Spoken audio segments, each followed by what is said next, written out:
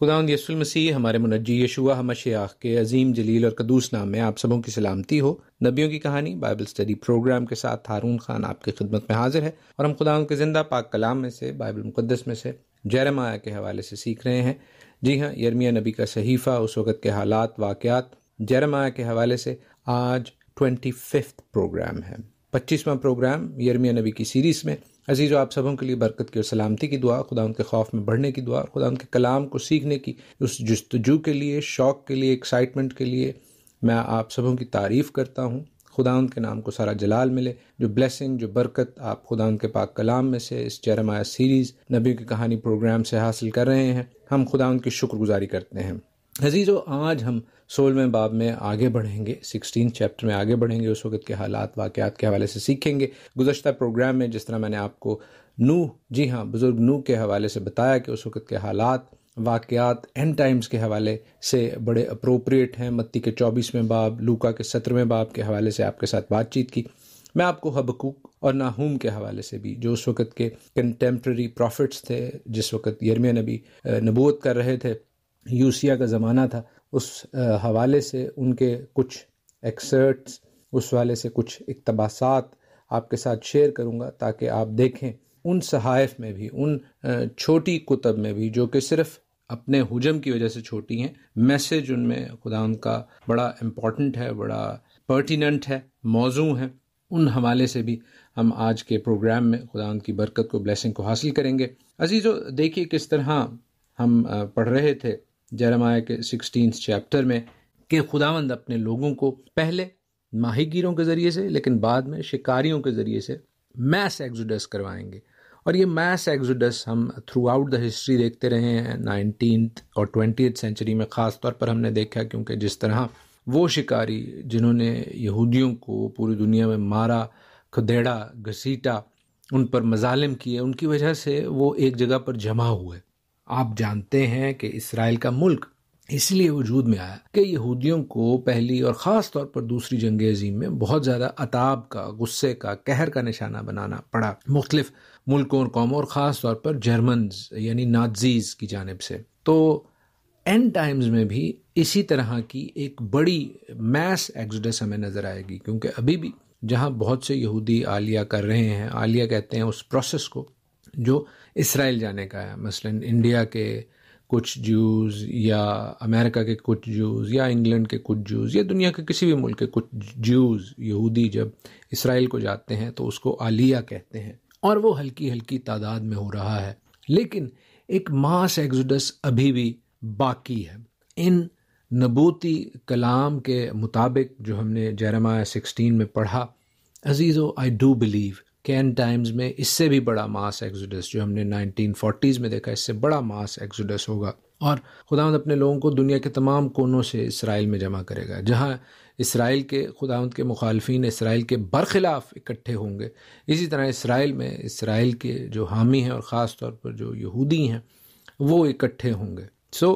there are interesting, exciting times to come. However, these could be very daunting. یہ بڑے دل کو دہلا دینے والے اور خوفناک اور خطرناک اینڈ ٹائمز بھی ہیں، اسپیشلی ان لوگوں کے لیے جو خدا کے کلام کو ترک کر چکے ہیں یا ترک کرتے جا رہے ہیں، ہیلے بہانوں سے، ایکسکیوزز سے، ملکی، دنیاوی، کلیسیائی، ذاتی حالات کی بدولت، یا جنرلی خدا کے کلام کو یہ ڈائلیوٹ کرتے جا رہے ہیں، یہ ہلکا سمجھتے جا رہے ہیں، اور خدا کے کلام جو ہے بالآخر وہ سچا ثابت ہوگا۔ اسی لیے یرمیہ کے 16ویں باب، جی ہاں، ہم 16 چیپٹر میں ہی ہیں، اور اس کی 19th اور 20th ورس میں خدا کا کلام کہتا ہے، اے خداوند میری قوت اور میرے گڑھ، اور مصیبت کے دن میری پناہ گاہ، دنیا کے کناروں سے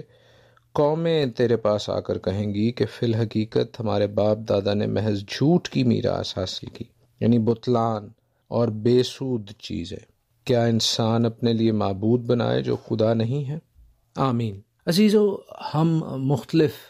قوموں کو دیکھتے ہیں، مختلف گروہوں کو دیکھتے ہیں، مختلف فرقوں کو دیکھتے ہیں، مختلف انڈیویجولز کو دیکھتے ہیں جنہوں نے اپنے اپنے خدا بنا رکھے ہیں۔ ضروری نہیں ہے کہ وہ مسیحت کے باہر کے لوگ ہیں، بلکہ مسیحت میں بھی بہت سے فرقوں نے، بہت سے گروہوں نے، بہت سے چرچز نے دوسرے معبود بنا رکھے ہیں جن کو خداوند یسوع المسیح کا، یہوہ خدا کا ٹھپا لگا دیا گیا ہے۔ بہت سی نان ببلیکل روایات کو، ٹریڈیشنز کو مسیح کا، یہوہ خدا کا ٹھپا لگا کر ان کو مسیحی بنانے کی کوشش کی گئی ہے، جبکہ وہ باتیں جو کلام کے، پاک کلام کے، خدا کے کلام کے برخلاف ہیں، منافی ہیں، وہ کسی طور پر بھی خدا ان کے کلام کے ٹھپے لگانے سے خدا ان کی نظر میں راست نہیں ہو جاتی۔ اور عزیزو، میری، آپ کی، پادری صاحبان کی نظر میں راست ہونا اصل کسوٹی نہیں ہے، اصل ماپنے کا آلہ نہیں ہے۔ اصل کسوٹی، اصل میجرنگ سٹک خداوند کے کلام کے مطابق راست بازی حاصل کرنا ہے، اور ہماری راست بازی نہیں بلکہ خداوند یسوع المسیح کی راست بازی۔ وہ جو کہتا ہے، جس نے اس سے پوچھا کہ میں کیا کروں کہ ہمیشہ کی زندگی پاؤں، تو اس نے کہا جا کر حکموں کو مان۔ بہت سے لوگ خداوند کے اس کال کو بھول چکے ہیں۔ وہ کبھی بھی اپنے باپ کے آئین احکام کی خلاف ورزی پر نہیں، بلکہ اپنی زمینی خدمت میں ہمارا منجی اپنے آسمانی باپ کی، ہمارے آسمانی باپ کی فرما برداری کے حوالے سے میسج دیتا رہا ہے۔ اسی لیے یہ آیات یرمیہ اس کا 16واں باب، اس کی 19ویں اور 20ویں آیت بڑی سوبرنگ ہے۔ پروگرام کے آغاز میں نے آپ سے ذکر کیا کہ حبقوق اسی زمانے میں نبوت کر رہے تھے جس زمانے میں یرمیہ نبی نبوت کر رہے تھے۔ یوسیہ کا آخری ٹائم تھا، اور ان کی جو کتاب ہے، ہم اس کے حوالے سے کچھ چیدہ نبوتیں دیکھتے چلیں، کیونکہ آپ جانتے ہیں ہم نے یرمیہ سے پہلے یسایہ نبی کو بھی دیکھا ہے، اور اس کے ساتھ ساتھ ہم کرونیکلز یعنی تواریخ اور سلاطین یعنی کنگز کو بھی پڑھتے آ رہے ہیں، دیکھتے آ رہے ہیں۔ تو ہم حبقوق میں سے اس کی پہلی 4 آیات کو پڑھتے ہیں۔ حبقوق نبی کی رویا کا بار نبوت۔ اے خداوند، میں کب تک نالہ کروں گا اور تو نہ سنے گا؟ میں تیرے حضور کب تک چلاؤں گا؟ ظلم ظلم اور تو نہ بچائے گا۔ تو کیوں مجھے بد کرداری اور کج رفتی دکھاتا ہے؟ کیونکہ ظلم اور ستم میرے سامنے ہیں، فتنہ فساد برپا ہوتے رہتے ہیں، اس لیے کہ شریعت کمزور ہو گئی اور انصاف مطلق جاری نہیں ہوتا، کیونکہ شریر صادقوں کو گھیر لیتے ہیں، پس انصاف کا خون ہو رہا ہے۔ آمین۔ ہم دیکھتے ہیں کہ اس وقت کے حالات اور واقعات جو ہیں وہ ظلم کے تھے۔ خدا ان کی شریعت کو کمزور کیا جا رہا تھا، جس وجہ سے انصاف مطلق جاری نہیں ہو رہا تھا، اور حبقوق اس حوالے سے اپنی آواز بلند کرتے ہیں، خدا ان کے حضور چلاتے ہیں ظلم ظلم۔ اور ہم اپنے آس پاس دیکھ کر بے شک ایسے ہی چلا سکتے ہیں کہ ظلم ظلم۔ عزیزو، بزرگ نوح کے زمانے میں بھی یہی حالات تھے، اور ہم دیکھتے ہیں کہ جب یہودا پر اسیری کا ٹائم، ان کی ججمنٹ کا ٹائم آتا ہے، تب بھی ایسے ہی حالات تھے، اور ابھی بھی آج کل بھی آپ جانتے ہیں کہ حالات کچھ زیادہ مختلف نہیں ہیں۔ اگلی کچھ آیات میں لکھا ہے کہ قوموں پر نظر کرو، دیکھو اور متعجب ہو، کیونکہ میں تمہارے ایام میں ایک ایسا کام کرنے کو ہوں کہ اگر کوئی تم سے اس کا بیان کرے تم ہرگز بارور نہ کرو گے، کیونکہ دیکھو میں کسدیوں کو چڑھا لاؤں گا۔ وہ ترش روح اور تند مزاج قوم ہے جو وسط زمین سے ہو کر گزرتے ہیں، تاکہ ان بستیوں میں جو ان کی نہیں ہے قبضہ کر لیں۔ وہ ڈراؤنے اور ہیبت ناک ہیں، وہ خود ہی اپنی عدالت اور شان کا مصدر ہیں۔ ان کے گھوڑے چیتوں سے بھی زیادہ تیز رفتار اور شام کو نکلنے والے بھیڑیوں سے زیادہ خونخوار ہیں، اور ان کے سوار کودتے پھاندتے آتے ہیں، ہاں وہ دور سے چلے آتے ہیں، وہ عقاب کی مانند ہیں جو اپنے شکار پر چھپٹتا ہے۔ وہ سب غارت گری کو آتے ہیں، وہ سیدھے بڑھے چلے آتے ہیں۔ عزیزو، خداوند کسدیوں کے حوالے سے، جی ہاں، جو بیبلونینز ہیں ان کو کھلدینز یا کسدی بھی کہا جاتا ہے، ان کے حوالے سے نبوت کر رہے ہیں، اپنے لوگوں کو آگاہ کر رہے ہیں کہ ابھی بھی توبہ کر لو۔ لیکن ہم دیکھتے ہیں کہ یہودا توبہ سے دور ہے، وہ ریٹرن پاتھ سے دور ہو گیا ہے۔ اور عزیزو، خداوند یہ بتا رہے ہیں کہ بیبلونینز جو کہ اس وقت ایک سپر پاور بن رہے تھے، وہ سپر پاور تھے نہیں، they were in the process of becoming a super power، کیونکہ سپر پاور اسور تھی، سیرینز، جن کے بابل ایک چھوٹا حصہ تھے، لیکن یہ اتنی بڑی سپر پاور ہو گئی تھی اسور یعنی اسیریا، جس نے اسرائیل کو، 10 قبائل کو، 10 ٹرائبز جو ناردرن ٹرائبز ہیں ان کو تباہ کیا، ان کو مار کر تتر بتر کر دیا تھا، کہ اب وہ خود ٹوٹ پھوٹ کا، شکست و ریخت کا شکار ہو رہی تھی، اور ان کے بیچ میں بیبلونینز جو تھے، کسدی جو تھے، وہ آہستہ آہستہ اسٹرانگ ہو رہے تھے، وہ بگ ہو رہے تھے، وہ بڑے ہو رہے تھے، وہ کہہ رہے تھے ہم آٹونمس ہیں، ہمیں آزادی ملنی چاہیے، اور ہم اسور سے زیادہ طاقتور ہیں، ہم بڑی سپر پاور ہیں۔ حبقوق ہی کے دوسرے باب کی 2 سے 4 آیات دیکھیے، جہاں پر خداوند جواب دیتے ہیں حبقوق کو اور فرماتے ہیں کہ رویا کو تختیوں پر ایسا صفائی سے لکھ کہ لوگ دوڑتے ہوئے بھی پڑھ لیں، کیونکہ یہ رویا ایک مقررہ وقت کے لیے ہے جو جلد وقوع میں آئے گی اور خطا نہ کرے گی، اگرچہ اس میں دیر ہو تو بھی اس کا منتظر رہ، کیونکہ یقیناً وقوع میں آئے گی، تاخیر نہ کرے گی۔ کیونکہ دیکھ، متکبر آدمی کا دل راست نہیں، لیکن صادق اپنے ایمان سے زندہ رہے گا۔ آمین۔ جی ہاں عزیزو، صادق ایمان سے زندہ رہے گا۔ یہ ایمان پر زندگی کا جو دار و مدار ہے، یہ کوئی نئے عہد نامے سے شروع نہیں ہوا۔ خداوند ہمیشہ سے ہی ایمان کی تائید و تعریف کرتے رہے ہیں، اور ایمان خداوند کے لوگوں کی بنیاد ہے، فاؤنڈیشن ہے، اور ایمان ہی جو ہے وہ بائبل کی تعلیم ہے، فل بائبل کی، کوئی نئے عہد نامے کی نئی تعلیم نہیں ہے، جیسا کہ بہت سے لوگ غلط تعلیم کا شکار ہیں کہ اس سے پہلے لوگ اپنے کام و کاجوں پر بھروسہ رکھتے تھے۔ نہیں، حبقوق بتا رہے ہیں، اولڈ ٹیسٹمنٹ میں یہ کتاب ہے کہ صادق اپنے ایمان سے زندہ رہے گا۔ ایمان ہوتا ہے تو آپ اچھے عمل کرتے ہیں، that is always been the case. اسی لیے نئے عہد نامے میں ہم جیمز کی معرفت، مقدس یعقوب کی معرفت پڑھتے ہیں کہ ایمان بغیر اعمال کے مردہ ہے، and that is the biblical teaching, that is what God has always said. بلکہ میرے ساتھ دیکھیے خدا کے پاک کلام میں حبقوق ہی کی کتاب، اس کا 2 باب اور 14 آیت، حبقوق 2:14، جہاں پر لکھا ہے جس طرح سمندر پانی سے بھرا ہے، اس طرح زمین خدا ان کے جلال کے عرفان سے معمور ہوگی۔ یہ وہ فیمس ورسز ہیں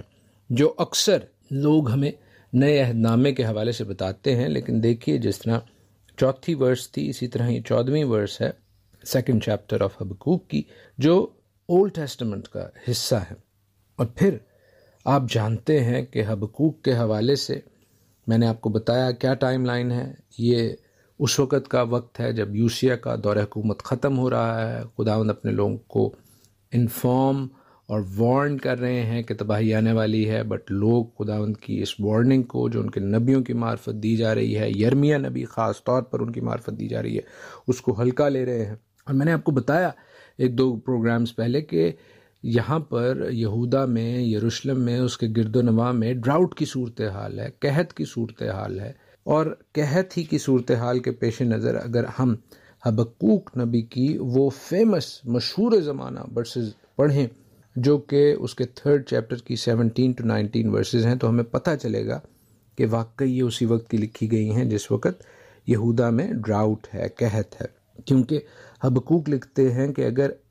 انجیر کا درخت نہ پھولے اور تاک میں پھل نہ لگے اور زیتون کا حاصل ضائع ہو جائے اور کھیتوں میں کچھ پیداوار نہ ہو اور بھیڑ خانہ سے بھیڑیں جاتی رہیں اور طویلوں میں مویشی نہ ہوں، تو بھی میں خداوند سے خوش رہوں گا اور اپنے نجات بخش خدا سے خوش وقت رہوں گا۔ خداوند خدا میری توانائی ہے، وہ میرے پاؤں ہرنی کے سے بنا دیتا ہے، وہ مجھے میری اونچی جگہوں میں چلاتا ہے۔ آمین۔ ہم دیکھتے ہیں کہ کس طرح حبقوق بھی اس ٹائم کا بتا رہے ہیں کہ اس وقت حالات، واقعات خراب تھے، انجیر پودے پھل نہیں دے رہے تھے، پھل نہیں لگ رہے تھے، زیتون خراب ہو رہا تھا، کھیتوں میں پیداوار نہیں ہو رہی تھی، بھیڑ خانہ سے بھیڑیں جا رہی تھیں، طویلوں میں مویشی نہیں تھے، but Habakkuk was definitely banking upon God, وہ خدا پر اپنے ایمان میں قائم اور دائم تھے۔ عزیزو، کیا ہم حبقوق کی طرح اس طرح ثابت قدم ہو سکتے ہیں یا ہیں؟ اگر نہیں تو موقع ہے کہ ہم اپنے ایمان میں تقویت حاصل کریں، خداوند کے کلام کے مطابق ان اینڈ ٹائمز میں اپنے آپ کو خداوند کے ساتھ الائن کریں، تاکہ دنیا میں جو کچھ مرضی ہو ہم خداوند کے ساتھ مضبوط ہوں، اور خداوند ہمیں ان اینڈ ٹائمز میں جو کہ جیسے میں نے کہا ڈانٹنگ ہو سکتے ہیں، خطرناک اور ہولناک ہو سکتے ہیں، ہمیں اپنے شامیانہ میں پوشیدہ رکھے۔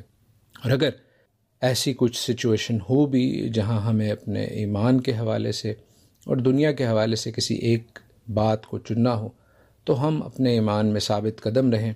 بے شک خداوند اپنے لوگوں کو، اپنے برگزیدوں کو، اپنے ایمانداروں کو ابدی زندگی میں،